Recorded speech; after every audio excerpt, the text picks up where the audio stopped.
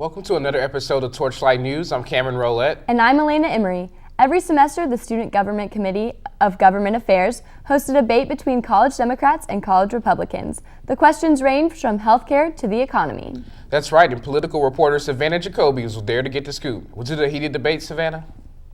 Thanks, y'all. Actually, this is the first time where a woman represented each side. It was a very heated debate. Feroza Freeland represented the college Democrats, and she spoke about one of her passions, school choice. As we know, in the president's proposed budget, he has proposed cutting a lot of funding for public education. He's proposed putting over $1 billion into school choice programs that take taxpayer dollars out of public schools and send them to private schools. And so I think that that's a really big concern of mine. Alex Swisher, the representative for the college Republicans, said she is expecting a few things from the new administration, such as health care reform and less regulation. I think that regulation only hurts, a lot of small businesses. It prevents them from starting up when they're having to pay all these different fees and different things like that, and just having to jump through all these hoops. And these are small businesses that could be employing more Americans and putting them back to work. Both Swisher and Freeland really showed their opposition on the ideology of the Second Amendment.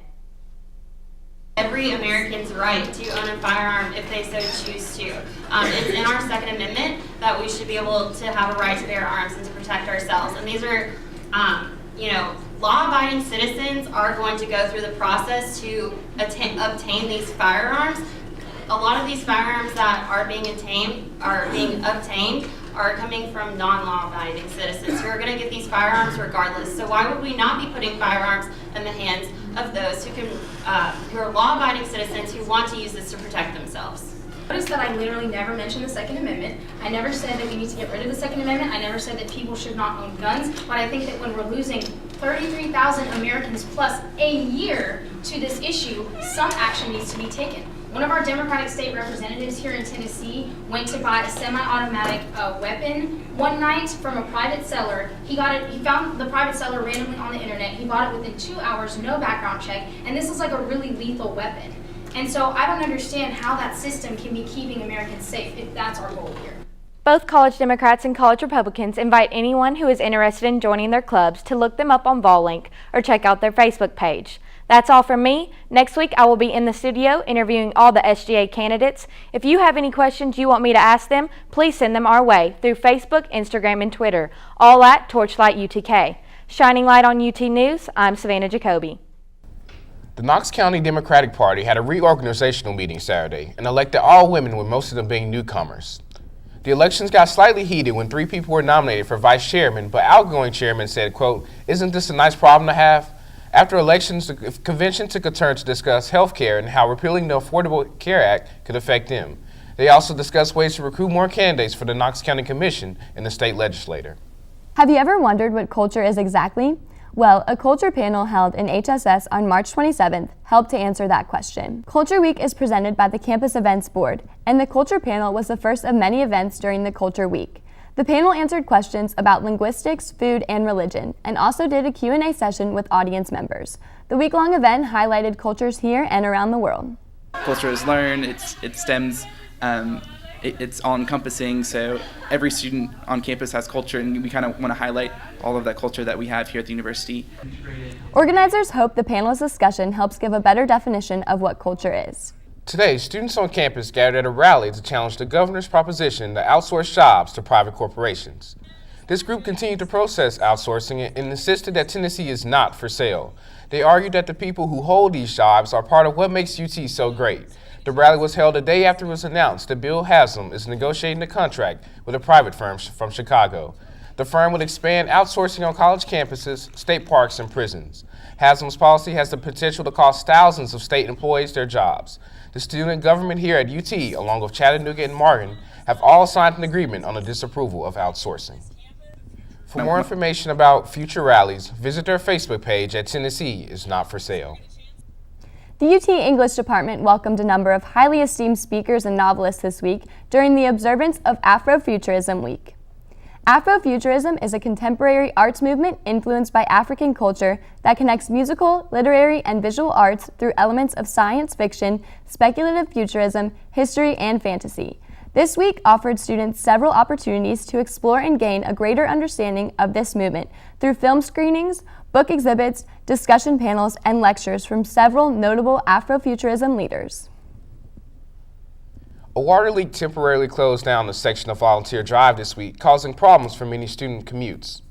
The leak flooded a large portion of the road, spraying water across the intersection and making it difficult for people to cross, even closing the road off.